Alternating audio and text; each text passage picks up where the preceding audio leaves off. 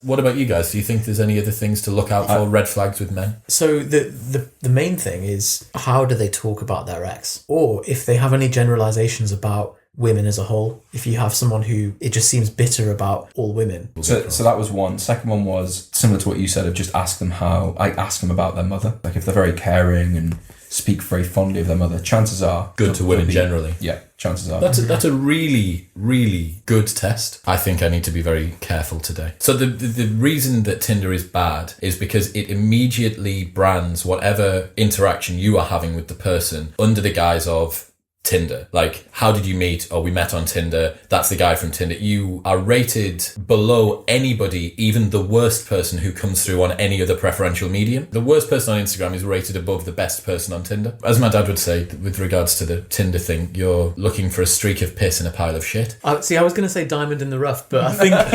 streak of piss in a pile of shit. Ladies and gentlemen, welcome back. Jonny and Yusef from propanefitness.com.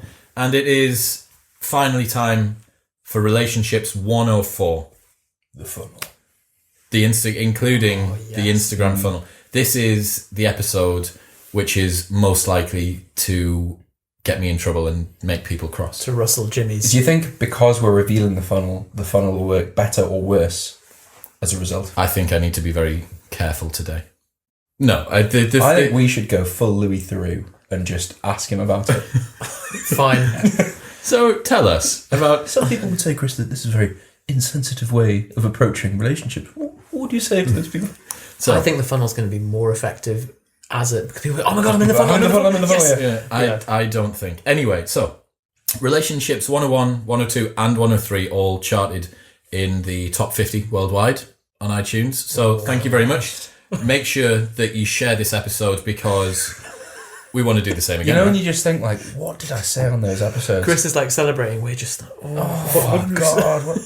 Well, you've just got severe potential regret. Like, you don't know what you said. Yeah. Anyway, so we talked about setting rules and guidelines in a relationship, how to find a good partner.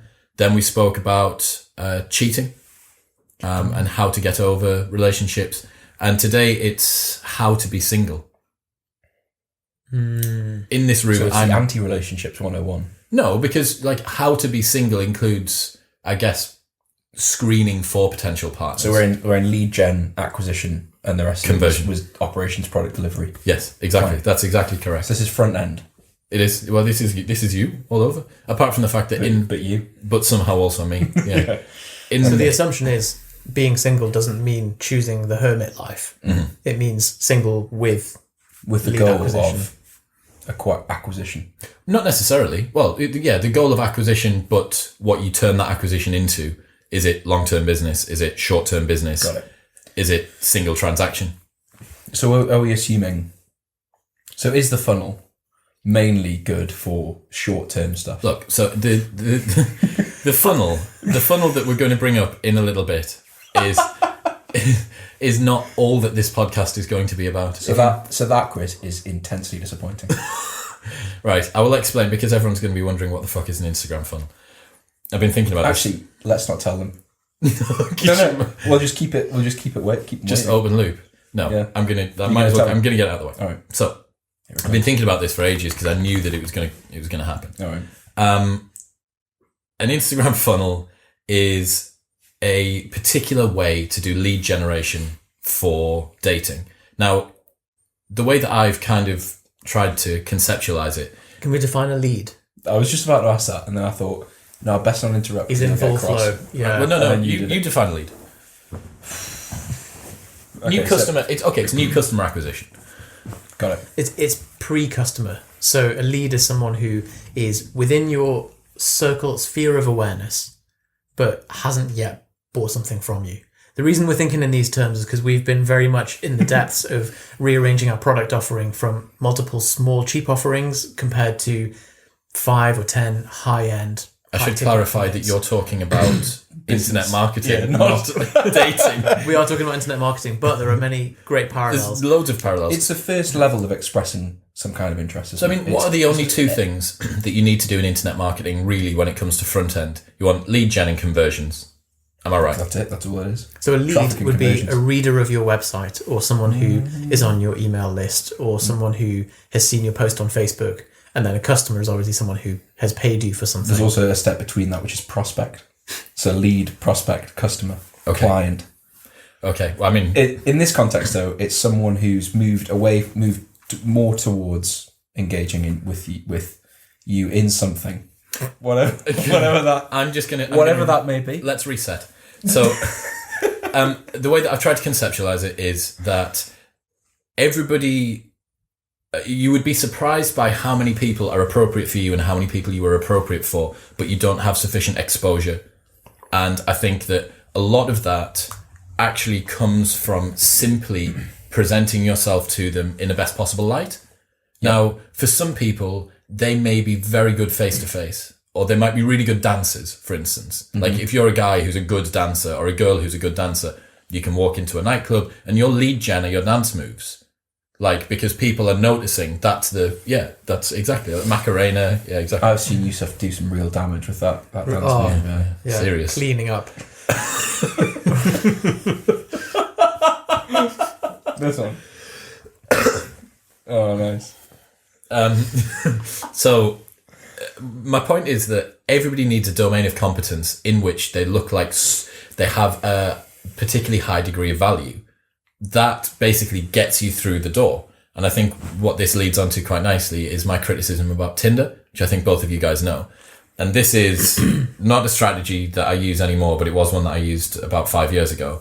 And the way that is best, or the way that I think is best to use Tinder is to... What's wrong with Tinder first? So the reason that Tinder is bad is because it immediately brands whatever interaction you are having with the person under the guise of Tinder. Like, how did you meet? Oh, we met on Tinder. That's the guy from Tinder. You are rated below anybody, even the worst person who comes through on any other preferential medium. You're starting the race with a broken ankle, or like trying to sort of Absolutely. hobble. Yeah.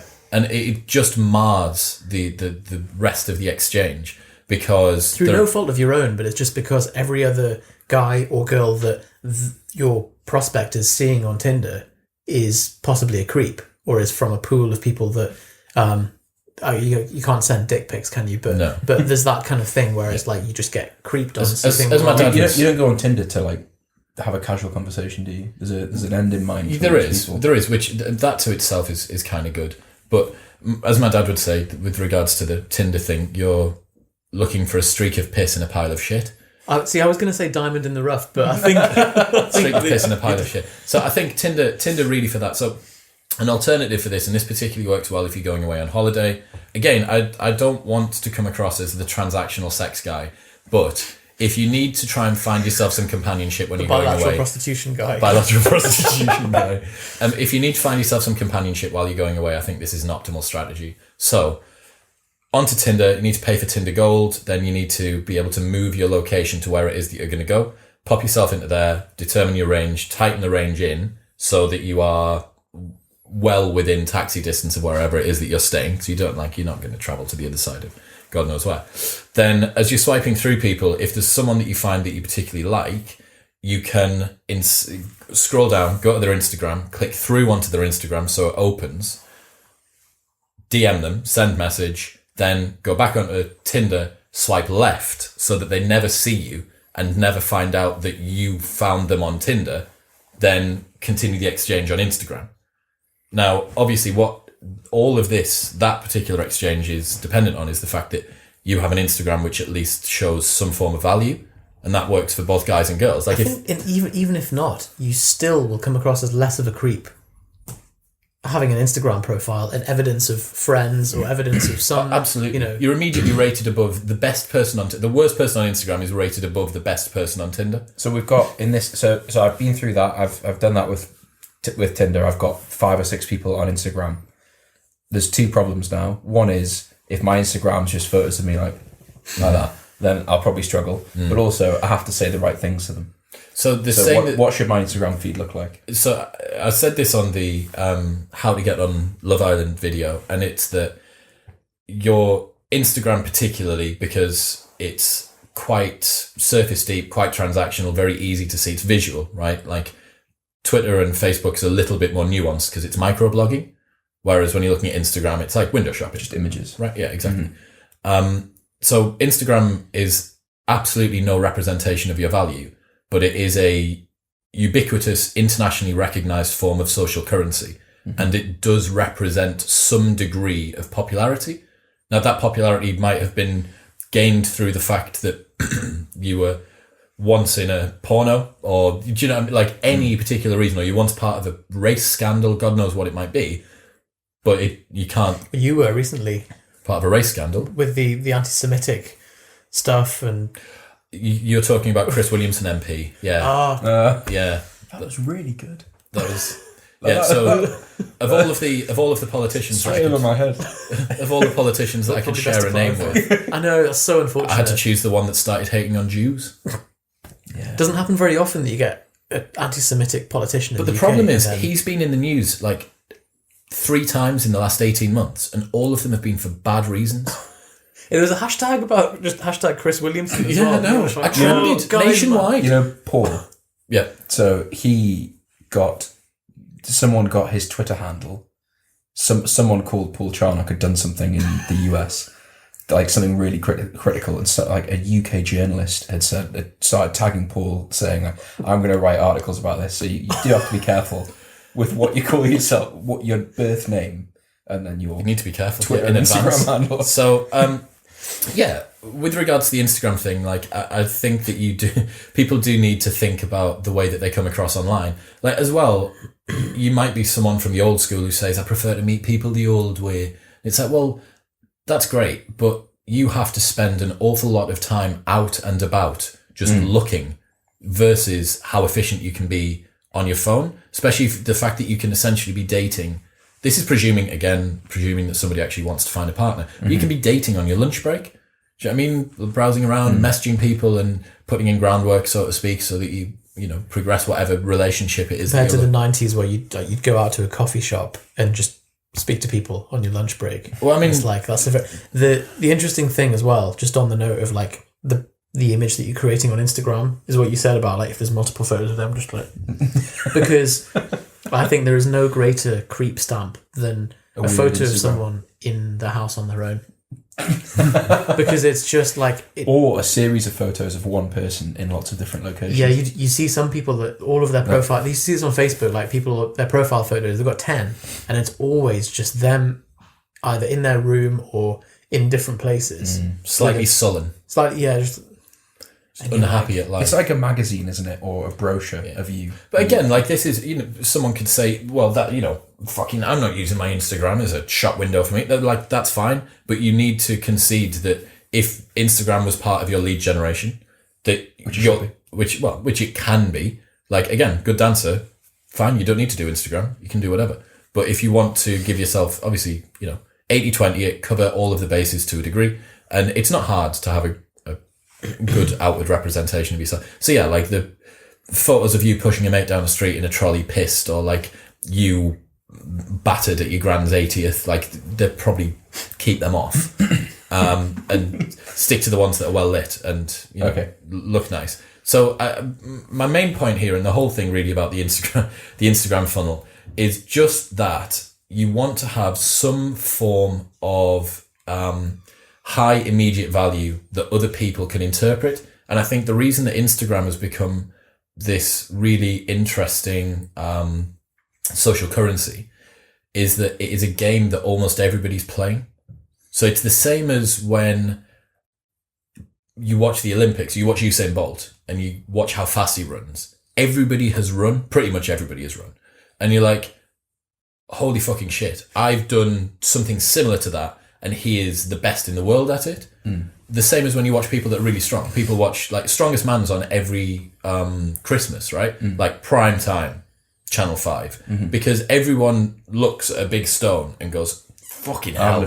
Like I tried to pick up the shopping the other day and it was really heavy. So those people are competing within a domain that other people can interpret. The conversation in the office. Johnny, how much do you lift? 300. 300? Is that a lot? Whoa! That's like 300 bags of sugar. I always get at Christmas. I always get like, how much can you do on that? I'm like, how much can you do on that? Because when I'm watching Strongman, and you're like, yeah, like, I'm not strongman. I don't weigh 200 kilos. I don't use a lot of anabolics. I'm not on TV. Not that much in comparison. Like, oh, go on, how much? Half. You can give them any number. Yeah. You can say 10,000. Oh, Yeah, understood. that's like 3 of me. So because I have an Instagram, Yeah, and I have 400 followers, and I see someone's Instagram that has 5,000 followers and lots of really polished photos, and it's like, wow, this person, good shop window. therefore is popular. Well, you've got it's social proofing. Yeah. Right? And this comes back to kind of the first thing that I said, which I think is really virtuous, actually, that a lot of people would make fantastic potential partners. The only problem is that you're not giving them the chance. It's the marketing. Yeah. They're literally just marketing themselves poorly, or maybe you're marketing yourself poorly. So it's like, right, well, if you present yourself online in the best possible way, and if everyone else does as well, then you're giving yourself the best chance of being accepted by whichever potential partners it is that you want to I get. suppose all Tinder's doing by allowing photos and content on there is a almost like a template of like, look, fill this in, fill the best stuff in, and this is a mini version of Instagram, isn't it? And everyone has that, but that's all in the context of I've created this to try and get a date or get laid or whatever. Because the least sexy thing about any exchange between two single people is one of them obviously knowing that the other one's after them. And Tinder precludes that immediately. Yeah. Does that make sense? Like, it just chops off at the knees any coyness about the exchange. Because how the fuck are we... Like, we both know why we're on here. Which is good for the very utilitarian, like, I haven't got time for any nonsense people where they're just like, right, okay, I get that, pair but off. And even with that, in the exchanges backwards and forwards that you have on Tinder, they tend to be so, like, vapid. that's why everyone's like, you see the whole, oh, I'm just on here as a joke, like, oh, just I'm not really serious. Like, people trying to qualify that they're not really that serious about it to try and communicate that. In short, Tinder should only be used for lead gen. Get them onto Instagram, then use that for lead conversion. Okay. There we go. When it comes to that, like, really, to be honest, that is about as far as the Instagram funnel goes. Like, there's no secret script to converting from there. I bet there is.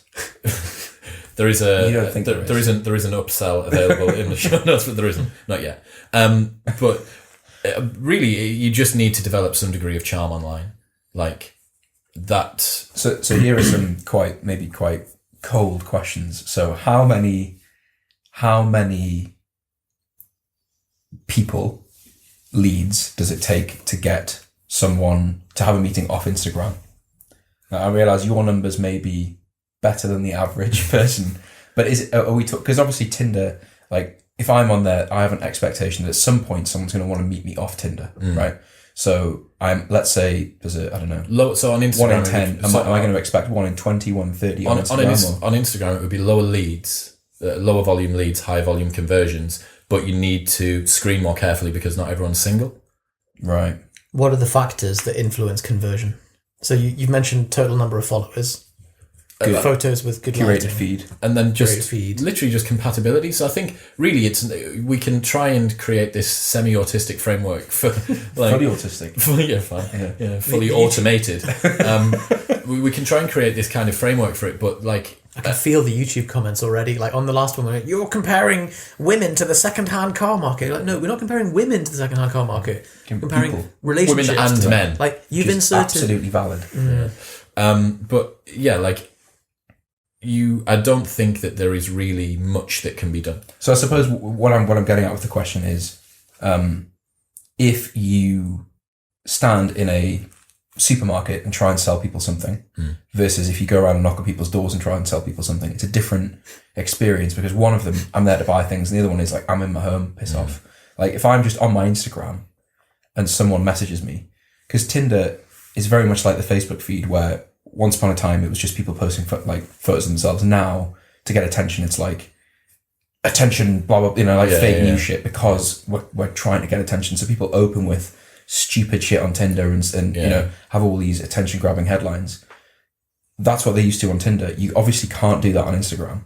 Or if you try to, you're going to be like, come across very weird. I'm going to ring the police. Because people aren't expecting that on Instagram. They're expecting like, well, hey, how are you? The other thing as well to consider is that I don't think anyone really can have too many friends.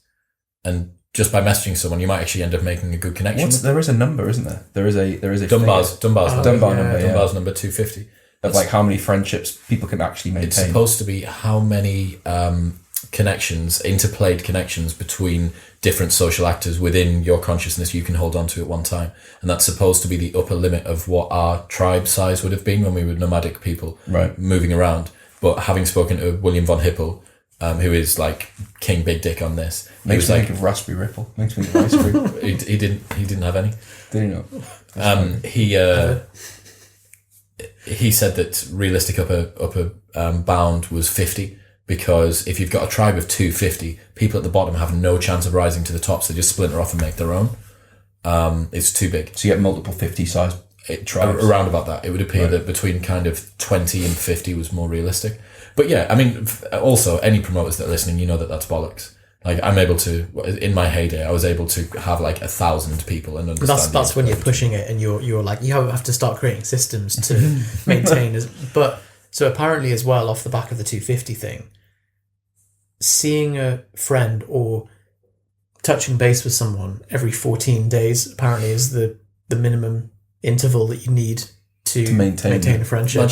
Imagine if Jonny went really hard on his digital detox. That's 30 days. We're no longer friends. If you do Cal Newport's digital detox, we're no longer. I have no friends. I'll have no friends by the end of it. But it's not a one strike and you're out. Like, I feel like if you it is. Well, then it's not 14 days, is it? Yeah, we'll have to have a word with Raspberry Ripple. Let's see. So he's had any Raspberry Ripple yet? So anyway, I'm gonna go back to just more. Now we've moved on from the Instagram funnel. Thank fuck. We just have more of that. No more Instagram funnel. You just like this because it's like internet marketing. No, I like it because it's what everybody wants to know. Well, so anybody who's seen, I don't know how much I can say. Previous episodes of this. So you're a popular guy with women, yeah. Yusef and I have observed this. Nothing's blown up yet. So and I imagine other people will have observed that. So I'm watching you fight against the binds of an invisible corridor maze. I don't know what I'm afraid of, because as soon as I say the wrong thing, I'm just going to it'll just get axed. Yeah, so, exactly. But yeah, so that's what people want to know. Like if I'm a single guy or a single girl, and I'm single 21-year-old horn-laden man that just wants or woman. Or woman. Come on. Oh god. Come on, don't be. Everybody gets horny. So, and I'm struggling with Tinder. I'm having crap results, and this is Relationships 104. How to be single. Pro edition. How to be single. How to be single. I want the method. How to be single doesn't simply exist online. Like, I think that, again, the synopsis of this first section is, in my opinion, that you need to try and find a domain of competence, or a domain in which you represent or you present as much value as is possible, as quickly as is possible. And that means, like, if you like CrossFit girls, let's say that you like really fit girls, if you get good... All men. From now on, does this apply to in seriousness? Do you think this domain of competence and the social proofing strategy applies as much in both ways? Like, because I remember you asked Raspberry Ripple this, which was the Rippler is social status as much of a coveted feature in male to female attraction as it is for female to male? So I think, as we've said in the previous episodes, the typical direction of the protagonist dialogue goes male to female. Like, males tend to be the actors and females are like the maidens, right? Like, that's just typical. So I think girls essentially just get better conversions on everything. They're just better at lead gen. They're better at conversions. Like, because if they... At the initial stage. Yeah. Now, moving forward in relationships that probably gets reversed. So you can have a wider initial market, but then actually converting them into a proper boyfriend as a girl is probably going to be a little bit more difficult. Rationally speaking, statistically speaking, you would assume that's because just getting all the prefaces in there. You would assume that that's because women receive more propositions than men. Yes. So like if a man receives 5 propositions a year and he knows he's going to receive 5 propositions a year, he's probably going to say yes to quite a lot of them, which would suggest that women have. That's why because the bottleneck is wide at one point and narrow at the other, and it's flipped for. Whereas if women receive 50 a year, they can afford to be more selective without going through periods of. I also think that is genetically just the way that we tend to be wide as well. That men will go wide and shallow, and women will go narrow and deep. But yeah, so I think, like I say, to bookend that, you need to try and find some domain within which you present value and also yourself in the best possible light. Like I say, if you like girls that do CrossFit, like get really good at CrossFit and spend some time in a CrossFit gym. Like if you get really good at CrossFit and you rise to the top of the people within your gym, you are presenting yourself with a lot of value in a domain which they are competing in. The reason that I think, or the reason that I'm proposing that Instagram is a fruitful avenue for a lot of people to do is it's a domain that almost everyone competes in. Agreed. Everyone understands what 1,000 followers and 10,000 followers and 100,000 followers and this particular kind of image and etc., this many likes on a photo.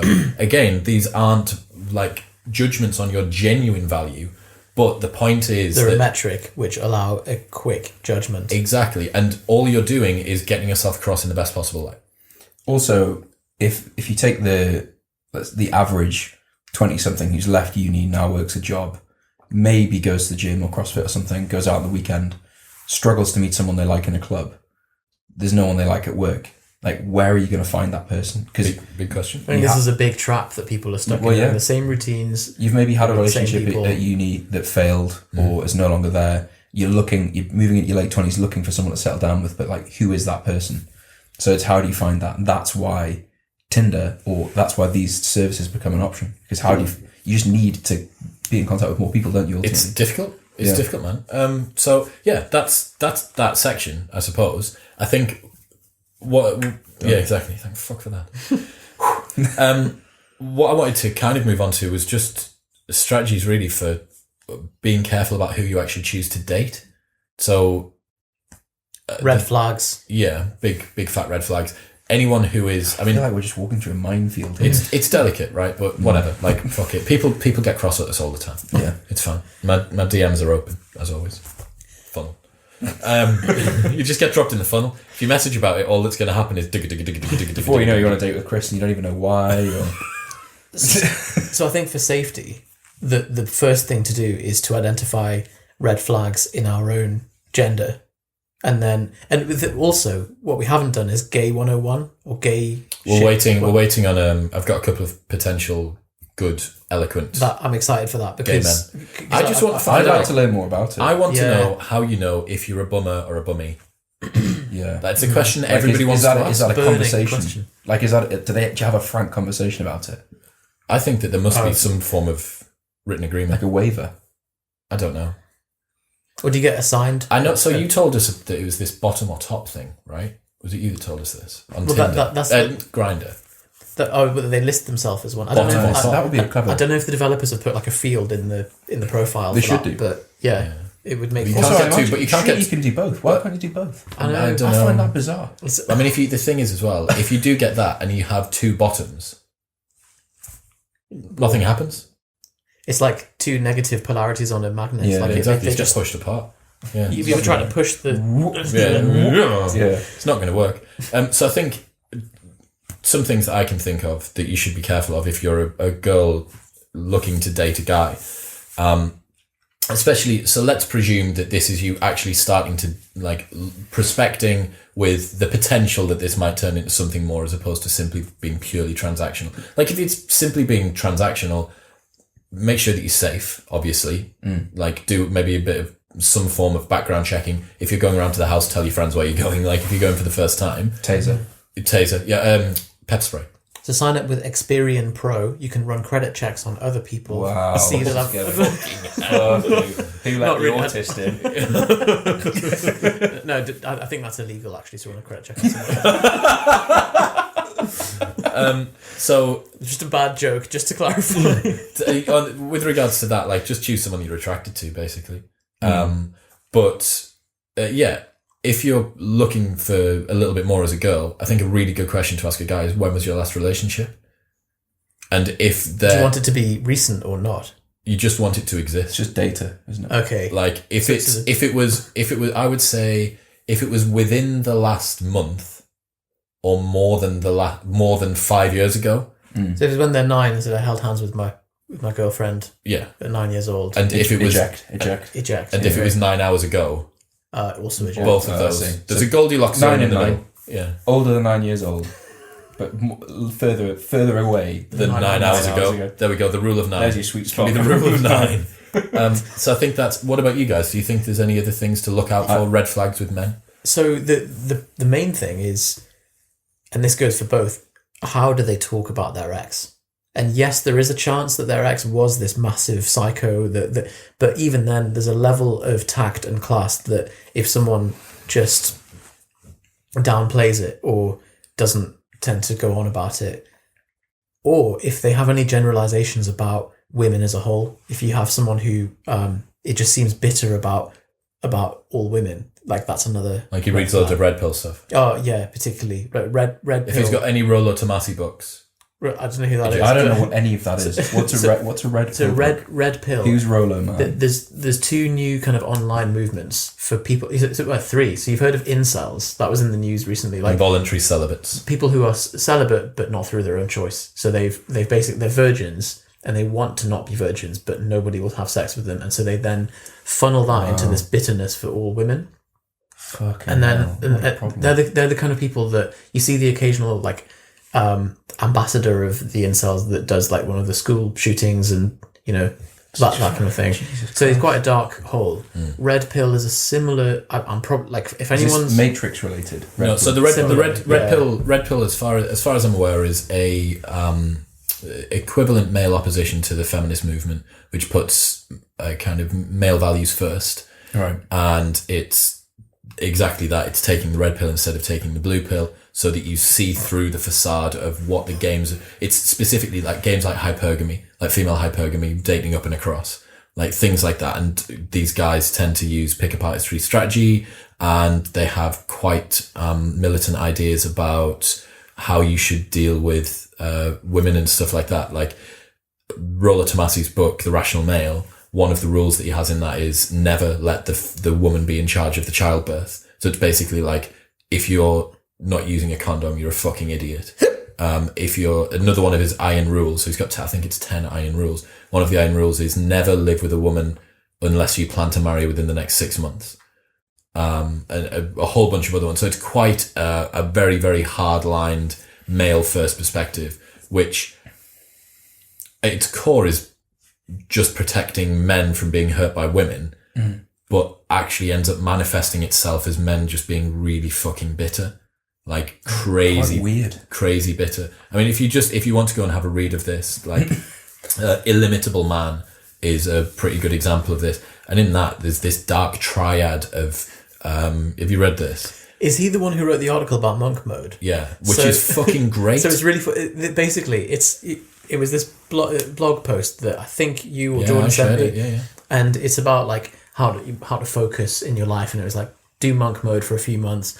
I think like isolation, intensity, shut out social media. It was all about like basically productivity tips and how to like really double. It was awesome, and it's like, oh great! I wonder what else this guy's. Oh god! Holy fuck! Yeah, you just open up this Pandora's box of like, you need to develop psychopathy, like narcissism, and something else. The dark triad of like these things. So anyway, to move away from that, like you were saying. So the 3 movements, yeah. So we have red pill, we have incels, and there's another one called MGTOW, men going their own way.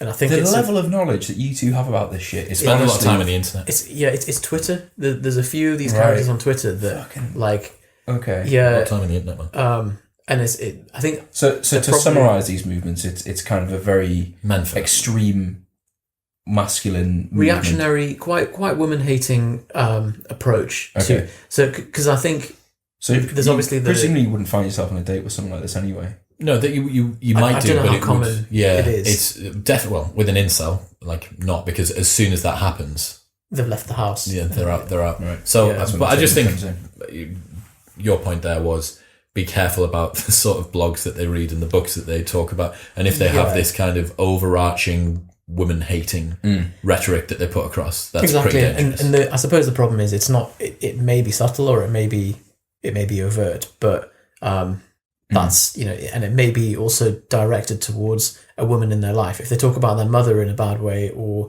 their ex, then I like the fact that you said that there's a degree of class with which you should be speaking about your exes. I I just mean, think especially there's no early on upside. as well. Like if it's because we're talking before you're in even anything that's seeing someone, like within the first few dates, or you're speaking to them online, or having a phone call or a FaceTime with them, or whatever it might be. If one of the openers is that fucking bitch, like if that fucking bitch ever comes up, then I think just exit immediately. Yeah. Block. Get out. Yeah, exactly. Which is also another good thing about Instagram. Just Block. So there's no upside to talking ill of someone that you're no longer with, but also, even if they were terrible, even if they were truly objectively terrible, and you talk about them neutrally, civilly, and respectfully, that can only reflect well on you.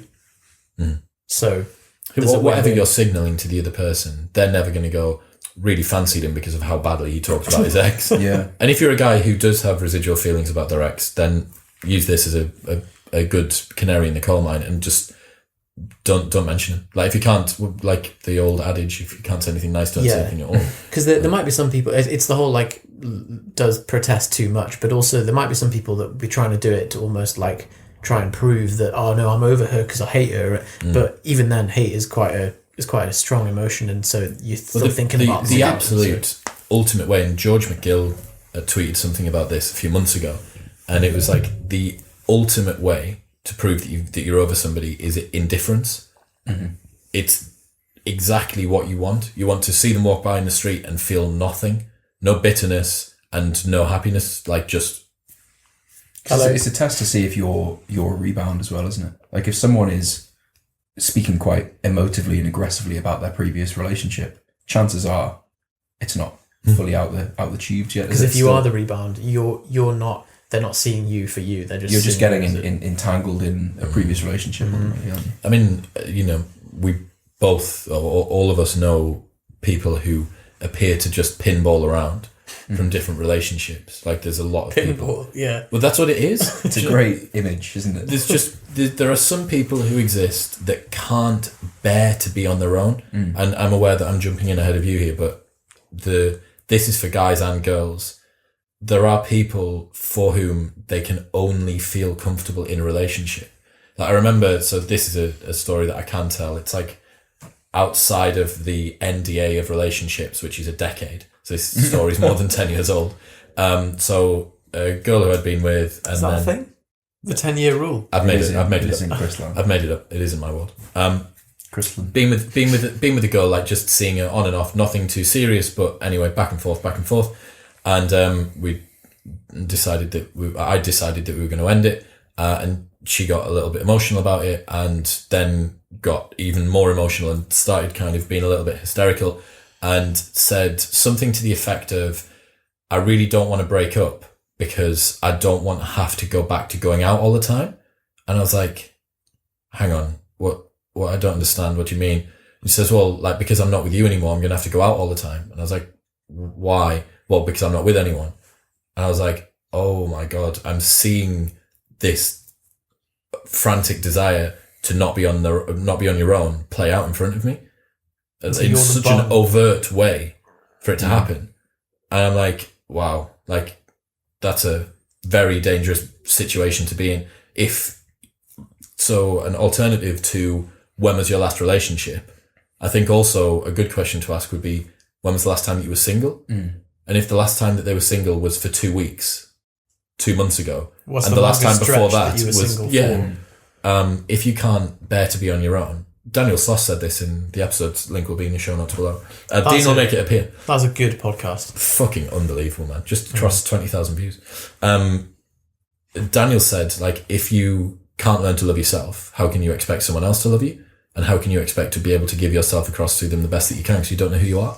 So there you go. Like, spend some time on your own. And if that person hasn't, then they either will have a poorer understanding of themselves, or there's someone who is pinball ball. Well, and there's just a lack of independent thinking and way of operating as well. Like if someone is relying on you for everything on a day-to-day basis, you know, like, oh, you've made plans on Friday, but I haven't got plans, so I don't want you to do anything. That sort of situation. Like I can't think of anything worse, to be honest, than being in that situation. But I think that can often result from people who have never had to make plans on their own on a Friday because it's always just been stay in and watch Lost or whatever. You know? That's another dangerous one, man. That's not the Lost. Same. I agree, it's Lost. Fucking really dangerous. Yeah. Finished it awfully. It was all a dream. Yeah. Was it all a dream? Was it? That was the thing. That was the finishing. Yeah. It was all just like this special heaven place that they'd made to be with each other. That's such an 8-year-old finishing a story, and he woke up, and it was all a dream. Okay. Yeah. Because the thing was with Lost, like you got towards halfway through the final season and you were like, fucking hell, guys. Like there's 8 hours of programming left and you haven't explained the polar bear. You haven't explained why the plane came down. You haven't explained why everyone that's dead keep coming back. You haven't explained it. And sure enough, it got to the end and you knew like there's just got to be a big answer. There aren't a lot of individual answers here. And the big answer was like, it was all a dream. So I gave up after the first season. Well, you've missed nothing. There you go. There's the answer. It's like Prison Break. So that's a different situation to someone who loves to be in relationships, is someone who doesn't want you to be a part of their life, but wants you to be their life. Mm-hmm. And that is a very dangerous partner to get with as well. Yeah.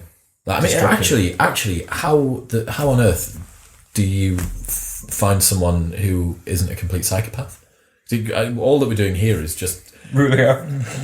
Can't be with him and can't be with her and they don't work and this one's awful. And you're like, so we need white flags as well. Is that the opposite of a red flag? I think white flag's often seen as surrender. Green flag. Green flag. Green flag. Green light. Good colour, yeah. So I have some warning points first. Okay. Cool. So this is more just like a personal frustration, is guys who play the oh no, we're just friends route. And then, so like, let's say you're trying to get with someone, go out with someone, whatever, and that girl has a mate who's a guy who is like just there for advice and maybe quite critical of you for whatever reason, who then tries to swoop in at the last minute. I think they are some of the most dangerous, insidious because ones. they're straight away. It's very vulture-like. They're not upfront with their intention. It's difficult though, right? So I would watch out for. Personally, I've seen situations like that. Envelop and unfold that haven't worked out very well. So it's just based on past experience, I would say that, you know, if someone wants to be with you in that way, they should just say. I think it's difficult to like, it's the age-old question of can guys and girls just be friends? Mm-hmm. And you're like, yeah, they can, but if the girl's in a relationship and the guy's not the person she's in a relationship with, difficult, isn't it? It's you just. What have you opened up there? Someone's written a list of red flags for women, but I think they're all quite sexist, actually. Right, let's just. I think we better skip them. No, more people. So that was one. Second one was similar to what you said of just ask them about their mother, because I think the way that it's just, you know, a woman in the person's life, like if they're very caring and speak very fondly of their mother, chances are good to women generally. Yeah, chances are. That's a really, really good test. Yeah, well, yeah. Oh, so thought of 2 green flags then. No, wait. I still have a red flag. We still need to do red flags for men. For women. These are towards men. Which in the direction. Women. Yeah. Yeah. I would ask them about 1 or 2 polarizing topics, ideally in the media at the moment, and just see what they say. Can you give an example? So something like the Liam Neeson thing would be a good example. So something that it is like, when people just have like a clever soundbite to say. So like they'll have a Brexit soundbite that they say, or a Theresa May soundbite, but ask them something that like pushes a moral button and just see what they do. Because I think that's when someone's caught off guard. How do you analyse that? Just, do you like it or do you not? So it's either who's Theresa May, in which case run, Leave. Yeah. or What's Brexit? But like, but what do you? Where do you see am that I? Liam Neeson thing? What do you think about that? And obviously, like that's something where someone will just. It's not show even about their true- opinion. It's just about can they formulate something reasonable. I think And even if they don't know, can they, with grace, play off the fact that they don't know? Like, I'm not really into politics, like, but I can tell you a lot about track and or field. even just, Formula One. even just say, I don't know. I've not heard about that. What's that? Yeah. For example. Yeah. Because a very emasculine thing is like, oh yeah, I saw that.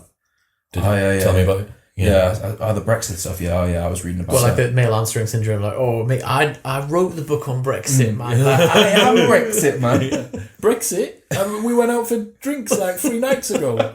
His brother used to play football with me. All right. Yeah. Okay. So what? Or show them an Anton Creel clip and see if they react or not. In which case, marry them If immediately. it's positive, grab them. We were pull them. talking about that last week. The like embarrassing things you said when you were younger. They're like, oh no, thanks. I've got 12 ounces at home. But 12 ounces? No, you haven't. We weren't talking about that on this. No, Okay. were you talking? It was To yourself. It was the life fails most anyway. So I want to do. What should guys look out for? Red flags in women. Okay. Now we're straying into slightly more dangerous territory, but it's Fine. territory that I am incredibly familiar with. So watch me tiptoe with finesse through the minefield. I think I know what. I think you and I will probably say similar things. Okay. I'm excited to see. HDM. So just as a disclaimer here, as a disclaimer, like you two are fairly successfully, like continuously monogamous people, right? Yeah. Like you're in I think relationships. You see me as continuously monogamous, but in the last 15 years, I've been in a relationship for 5 of them. Right, but in the last 7 years. Last 7 years, in a relationship for 5, 6. You are. How have you been 16. in a relationship for 6 of 7, but only 5 of 15? He's just picked the time frame. No, sorry, hang on. You can't- 7 of 15. No, Don't worry, it's not bad. He's just saying. So currently, you're in a successful relationship. You're a serial. Yeah. You're both serial monogamists okay. to one degree or another. Now, me. So, background: 4 girlfriends took up from 18 to 25, and the longest period I was single was 4 months. Right, and So, then would just no, and then another 3-year relationship after that. So, right. but the vast majority of my life up to now has been with me being in a relationship. Just for me, 4.5 of the last 7. God. fucking hell. That's it. Okay. For me, I've never. This is going to sound arrogant, but I've never like ended a relationship and then sought the next one. Things just tend to fall. You are into successfully serially monogamous, though, as far as I can see. Yeah. Anyway, so what do you think? Red flags. Yeah. So Love dropping us in it. okay, so I think the most important thing is emotional stability. Like, without question. How the do you most judge important that? thing. So very difficult to judge. So the reason I say that is inevitably you're going to end up in an argument or a discussion or disagreement over something. And if that can be managed as in a sensible adult conversation, chances are it'll last an hour and then go away again. If that becomes like, well, like, fuck you, I'm taking your car and or, like, this is over and I'm leaving. Suddenly it's spiraled into something massive. So emotional stability is a big one. In terms of how you assess that, Especially early on as well, right? apart from Because just by feel, I suppose. what's the, like, breasts? yeah, feel? Oh, I see. Well, Is there an outward kind of, is it if they're firmer and higher? Oh, see. No. So, I mean, what was that thing that you said in one of the podcasts, Yusef, where you were like, it's really easy to convince anyone for 20 minutes that you're not a psychopath. Yeah. So Like, early on in a relationship, anyone can convince anyone that they're not an emotional wreck who's which is going why to kick off. I think job interviews are a terrible way to assess somebody because of exactly that reason. Yeah. If anything, if you are a psychopath, you're the best at You play the game, you've got no empathy. I would disagree with the emotional stability thing, though. Okay. So it's definitely my preference, and I think it's your preference. David Dada talks a lot about sexual polarity and The masculine energy and the feminine energy. and saying that if you are a true Shivite third stage man, you should be like fully navigating the fields of having a woman who's like really emotionally labile and being able to ride those waves and fully like enjoy, in saying that the more of that there is, like the more it tests you as a masculine spirit, and it helps you to grow and to like allow your relationship to flourish through that. It's just quite trying. Yeah, I think I'm just not. I'm not on board with David with regards to that. I don't think anyone is either. It sounds like an unnecessary situation to be in. Johnny, do you want me to tell you about the best analogy that I came up with in the sauna the other day with Yusuf? Come on then. So, the emotional instability thing that you've just said there is exactly the same. It's so good. You can imagine that. So this is like the analogy for having like, you have like a normal discussion or you come to a conclusion for something, but there's all this turmoil and argument in the meantime that was just totally unnecessary just to come to a decision that. So what input is, what are we doing tonight? Output is, let's meet at 8:30. But in between that, there is this crazy back and forth and emotional turmoil and fighting and all the rest of it, is exactly the same as you putting a trade on and the market dropping by 50% for it to bounce all over the place and finish 1% up in the green. And you're like, what the fuck was that? Yeah. What was this bit here? And you've got to manage how you feel about all of the emotion, all of the bullshit. Don't trigger your stop loss, because if you do, if you've triggered your stop loss, the relationship's over. It's exact. I will challenge anyone out there to tell me that's not exactly the same. It all just comes back to Chris Cathy. Great trade. You're right. Fundamental. You want to know emotions when you trade. I saw him in Cafe Nero. I know, Yusuf told me. You wouldn't go up to him. I saw him running. Jogging. Oh, really? Jogging. So, yeah. Right, we're talking about people, the listeners don't know who we're on about now. So emotional stability just allows for efficient outcomes. I agree. There was a second thing as well, wasn't there? That was the first one. No. You said there's two things: emotional stability and maybe that was the. Anyway, what about you? Weird. So, I don't have any red flags for women. I can't think of anything bad that a woman could be. Give me some time to, because I've just seen that list and I'm trying to not say anything on that list. Okay. Well, I mean, so for me, the main ones for men also occur for women.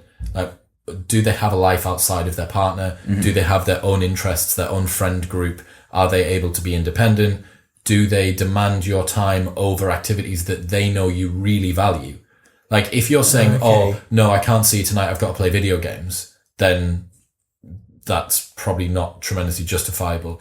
If it's, no, I can't see you tonight, I've got training for this upcoming weightlifting competition, or I've got football with my friends that I only do once a week, or I've got to see my parents, or I've got to do something else which they know is of genuine value to you. And that is the sort of thing, especially because we're talking now about the, as my mum and dad would call it, the courting stage, in which the leveraging of all trades is at zero.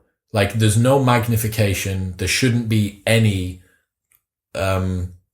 overreaction really to anything, because there's no justification on either side yet. Like, you have to have more sensitivity to the smaller changes early on, because people are on their best behavior, and so you've got to then be more tuned into that going on. Absolutely. I definitely agree. Like, if they don't have your best interests at heart, and if you don't have theirs at heart, then that's immediately a sense that, even on a minor level, you might think, oh, well, that's within my tolerance, fine, I'll leave it. But actually, it could mean that when things are magnified after they take off the mask, that they're much more vindictive, and that they're actually willing to trample on you. You need to watch for these things super carefully, especially early on. What about stuff like, people stress a lot about how often to message, how fast to reply.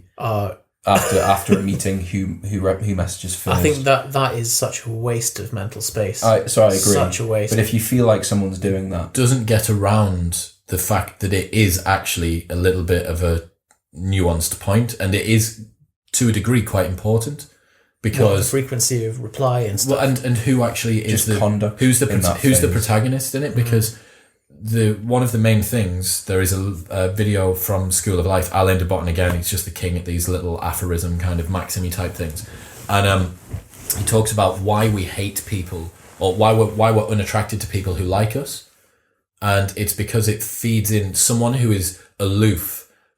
Naturally gives themselves some sense of being above and beyond and out of our reach, which naturally we push towards. Like if you put your hand on someone's chest and you push, their natural reaction is to lean into you.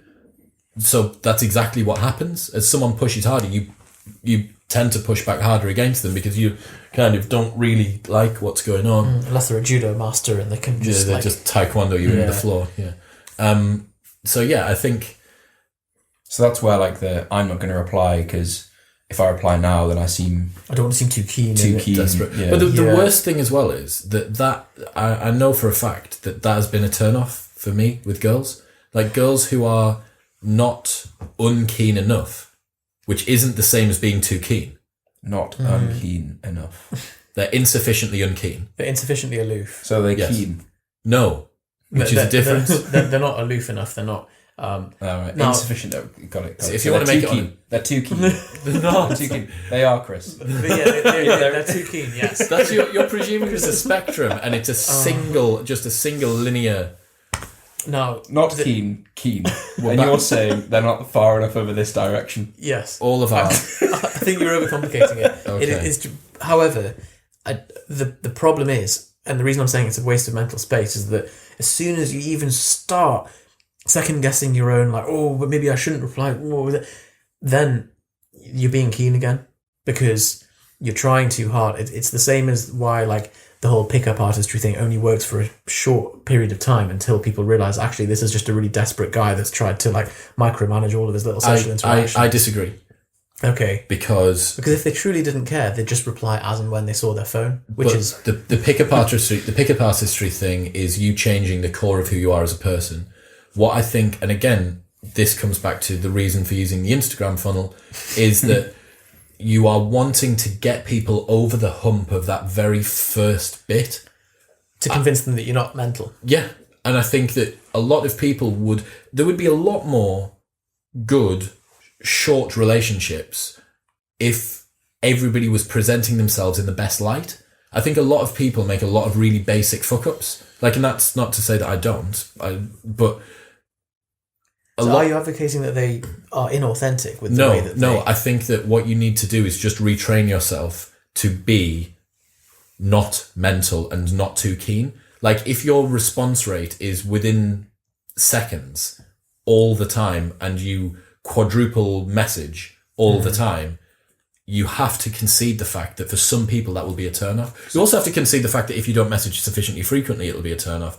But I think that inevitably, as with everything, the virtuous mean, there is something in the middle. So it's the same way as you would go to a job interview wearing a shirt and tie, even though you don't necessarily want to, because it's about signalling to that person that you're of a certain order and I see. type. But if you wear a tux, it's What the fuck are you doing if you're going in joggers? So have a rule with yourself then. Do you agree? As in, I reply after the first date, I'll reply after 36 hours or whatever, and then you just don't think about it, because I think people get stressed because they think something and then they second guess what they thought and then they second guess that. The worst thing. This is the thing. I think. So one thing that actually has occurred due to the advent of WhatsApp and other instant messaging services like that is that back in the day, you can see when people have read. But back in the day, texting would have been. There's always this culpable deniability about, I didn't read it yet. Yeah. And it's fuck off, mate. I've seen you come on and offline 20 times. I remember having a conversation. It might have been with you when they released the blue ticks on WhatsApp of this is going to cause problems. This is going to cause arguments. Real problem. Because you used to be able to turn read receipts off on iMessage or have them on. Do you remember when you might have never had Snapchat? Oh, you do have Snapchat. Do you remember when you used to have top friends on Snapchat? Oh yeah, people would really fall out. Can you imagine how many relationships that's rumbled? Oh, because Snapchat particularly is like. Well, you get like a score, don't you, or a little streak? Yeah, but it's certain with a flame. Excuse me. Yeah. So like, if you see that someone's got that with whatever person, someone else, then that doesn't exist anymore. So you're safe. Have you come up with any? So I bet in your examples, when you're saying someone's too keen, not insufficiently unkeen, that they probably just do it without thinking, and even if they're not, even if that doesn't truly represent them, they've done something. And they're like, oh. So I think one of the, especially now that the response rate is less of a concern or less of a major factor because of the advent of instant messaging, the content is like, if it's what are you doing tonight, when are we going out next, like you can talk quite freely backwards and forwards and keep it casual. You can also talk I think sarcasm and a little bit of kind of jibbing is a good tactic to be able to keep everything playful. Not only does it stop you from falling too deep into falling in early stages of love for someone who you've only met a few times, it also it's that playful territory that like you can't have that once you've been with someone for like 6 months. You can't jib them about not really being that bothered about like, do you know what I mean? You're like, fuck off, mate. It also I've seen your bumhole. Boring. It probes whether they would change everything, whether they can take a joke as well, and that. So I think for me the red flags are can they take a joke? Have they got a sense of humor? Because I think that pre-frames a lot of other things, a lot of character traits. What are those things? If someone can't laugh, then there's a lot of other things wrong with them. It's like pre-screening for particular downstream genetic diseases and stuff like that, isn't it? Genetic diseases. It's just A&E, isn't it? Just triage. It's like that's like the blood pressure measurement. So take their blood pressure. What are your symptoms? What else are you experiencing? Take their heart rate. Was it a normal masturbation? Yeah. So then you want to do a skin swab. Oh God! A urine dipstick. Do a stool sample on them. No, so if you made it to stool sample, that person's a keeper. You've seen the bumhole. Listen, I've got to screen with you at the moment. I've just got a few tests just for my peace of mind. If you could just poo in this, and then I'm just going to wrap this cuff around your arm, right? While they're pooing. While they're pooing, yeah, and just squeeze. So there's the laughing test. Also, like, do they just laugh at stupid things? Like, if you do a puff puff, do they find it funny? I'm gonna hold my hand in the air here. I have never been, and this may speak to the degree or the depth of relationships I've been in. Never been in a relationship where I've been comfortable to fart in bed with Same. I think it's a cruel thing to do to someone if you're in bed as well, to Dutch oven them. But Dutch oven's lethal. It's really bad. I'm not sure that's a comfort thing. I think that, like, in the same way that like I wouldn't just slap Yusef for no reason. Because it's an assault on someone. To do a puff puff. What do you do? Because you're in a long-term relationship now and you live with someone. How do I navigate flatulence? Yes. So it's not something that I really think about. I don't think I have that much room. Really. So the trick I've heard is you go into, this is if you're on a date, you go into the bathroom and you get your bum above your head. So you make sure your head's lower than your bum, so that the air, because the air is going to rise over the liquid, and so then you percolate the puff puffs over the liquid, over anything else in your bowel, so that you can then get it out quickly. But the problem is, a lot of the time people say, well, by the time I've walked to the bathroom, it's gone, and it's basically up there, and you're like, burp a farter. You're like, now I can't get it down again. You need to fart. You go to the toilet. And for some reason, invert yourself. Why don't you just go to the toilet and fart? Yeah, because you have to be in hip flexion as well to fart.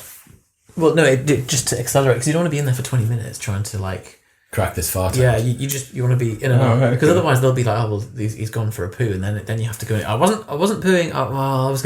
Why don't you just go? I wasn't pooing. I was just farting. Go in, sit on the toilet, and just contract as hard as you can. Something will come out. No, if you do a bit of poo, great. But I won't get one through. I don't know, because I think if you try and poo when you don't need to, and when you don't have a shataffa, you don't have a shataffa, really good. Bless you. Then you're gonna end up with a half one, and it's a problem. Anyway, the second green flag or red flag is before we go. Well, no, which is it? Don't say green flag or red flag, yeah, then say something. Well, you'll see. Imagine if the guy that was waving the plane in did that. It's like one's green and one's One red. says, stop. Yeah. Trouble. Listen to the flag, and you'll both understand why it can be both. Okay. So, how they treat the waiter.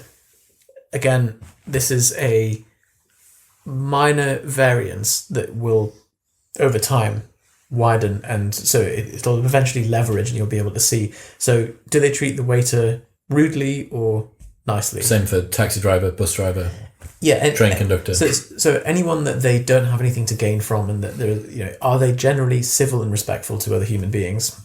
Do they say waiter? Do they say waiter? Or waiter? Excuse me, or do they call them garçon or like? Oh yeah. If they yeah. if they do a double. I don't think I've ever seen someone do that, but that's What a about very attitude to tipping? No, not at all. Not at all. Fiscal policy isn't included at this stage. So with paying for a meal, I will always pay on the first date if they offer to split. I'll always say no. What if you steal? If they offer, then I'll go, If they split, if they split and you steal, then you take it all, don't you? Then you find yourself in a game of Prisoner's Dilemma. It then becomes game theory. That's when you say, "Can I go to the toilet?" and then you run, and then you've got a free meal out the window. Yeah. So if they offer to, and interestingly, there's a dating coach for women that did a video on this, and he said it was really famous. I saw it. Yeah, it went viral. He was like, "Have you seen this?" No. Where he's like, "All right, ladies," and he's in the room with like 250 women. Who thinks the man should pay? Pretty much every on the first date. Everyone puts their hand up, and he's like, "Okay." And who thinks that you are obliged to sleep with the man whenever and however he wants? No one puts their hand up. And he's like, well, that doesn't match up, because what you're saying is that your time is worth more than his, and that he should have to pay for it. And then you've instantly set an unequal basis for the relationship. But one is having sex with someone. Yeah. And I see what he's getting at.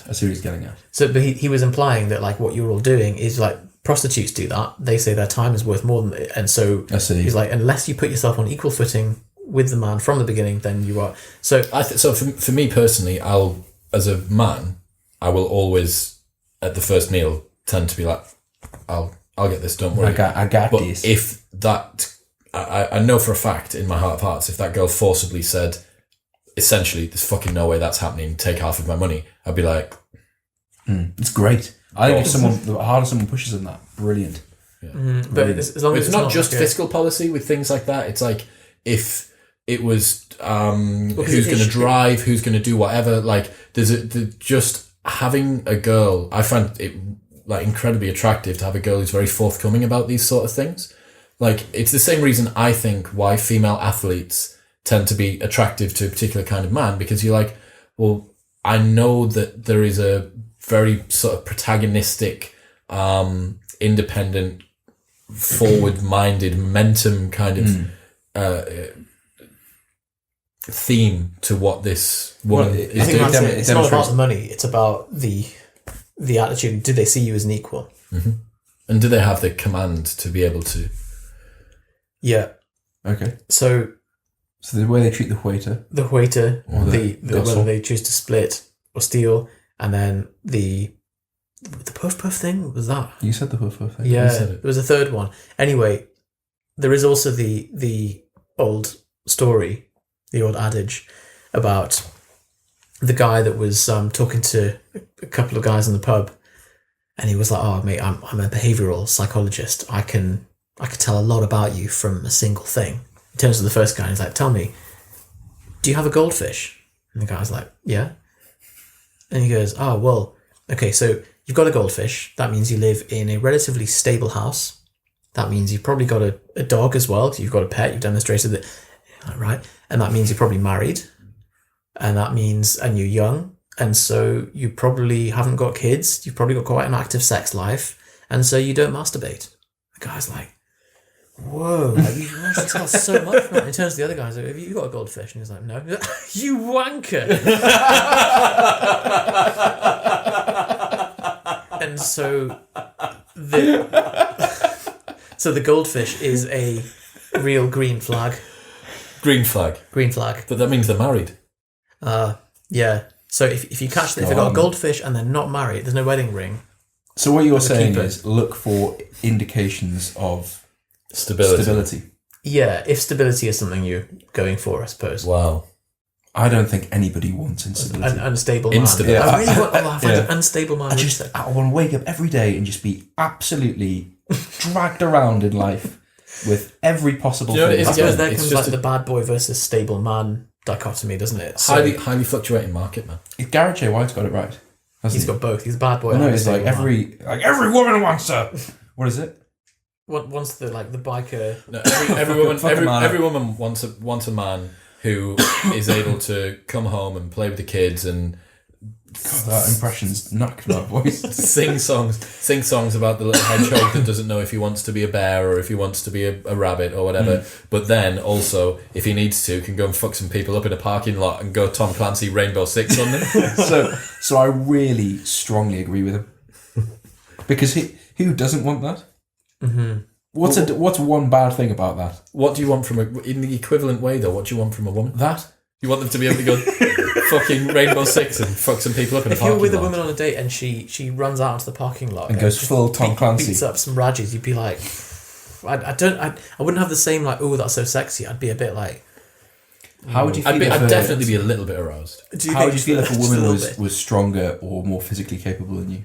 Then I need to like that. I think that's inexcusable. I need to I've go and been train with more. some That are stronger. Stronger. than Like me in pound for pound and all. particular, certainly pound for pound, and in particular movements. Yeah, as but well. like in terms of absolute strength, there is a problem. They can't pick up more weight. Like, It's just deadlift, isn't it?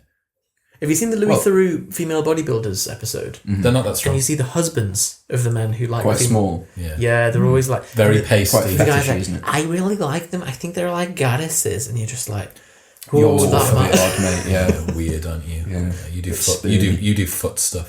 yeah. Foot stuff. Photos of feet. Yeah, They definitely do creams. foot stuff. Don't Yeah, they? the creams. There is lots of P45 not P45, E45 everywhere.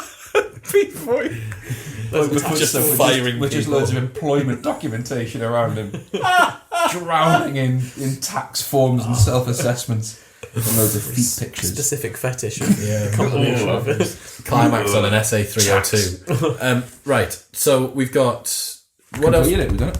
We have. Did it? Well, we got No. We've gone done that. gone done some relationships. Is there anything else? So that, like, I guess finding people, you need to just. You made a great point that if there is no one within your particular sphere of what was it that you referred to as within your consciousness, that just Area. within your house. So, Within your life. You know what the answer to that sphere is? of influence. Is that what you mean? No. So the answer to that is the same way that like affiliate marketing works. So what I mean by that is you want a certain type of person.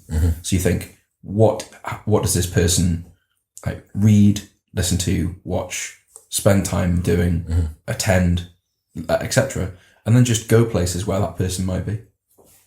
There you go. So yeah, that was my point. That if you don't have someone within your life at the moment who matches what it is that you want from a partner, you need to expand into that.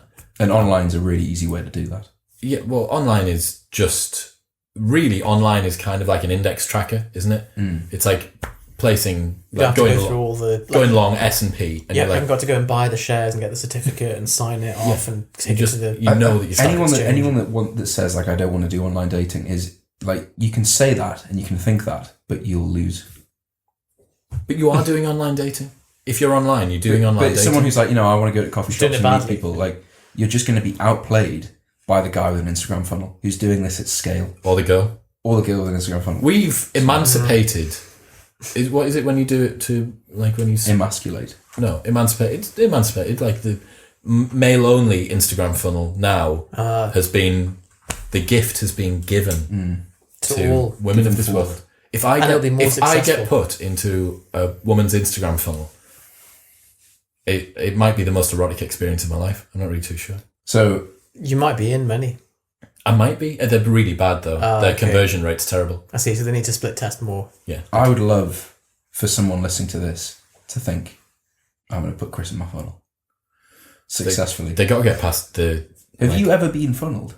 I don't think so. My open rate is my Because you get lots of message requests, don't you? Because that's the problem with the Instagram funnel. His isn't it? message requests are maxed out all the time. God. So they have to actually get from message request into inbox to even have a chance of being open. But so that, I suppose, someone with a large Instagram following, harder, isn't it? Because they're going to have more message requests and you're going to go into the noise. You basically go into the spam folder and you have to be taken out of it. Essentially. Another point there, this is really important, I can't believe I didn't say it at the start. If you're going to actually message someone because you think that they're an interesting person, and this goes if you're messaging for guys or girls, use their name. Like if you just say hiya and put an emoji, I always think instant spam bot if it's generic message. Yeah, like I would say, oh my God, comma, have you seen this? Question mark. Oh yeah. Or if it's about what? Seen what? But you're more likely to open it, aren't you?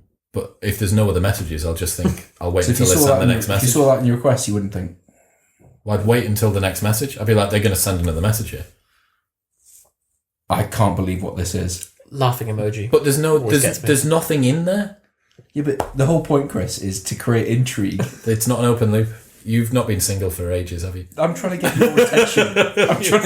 I'm like, I'm giving everyone tips of how do I stand out in Chris's inbox. Well, I'd see all of your powerlifting videos and think, I don't want to be with a man who's stronger than me. Chris, I'm not going to message you from the propane Instagram with, oh my God, have you seen this? And then get upset when you and I don't go on a date. That's not what this is. I'm thinking, I'm someone listening to this. It's talking in generic terms. I want to put Chris in my funnel now. Yeah. What can I say to stand out in Chris's maxed out thing? So what are people saying? Well, you need to Hi Chris, can you put me on VIP? Hi Chris, I want guest list. Honestly, the best way to get an open. Oh my gosh! Look at this. Have you seen this? I've said this a number of times. The best way to get an open from me on Instagram is to compliment the podcast.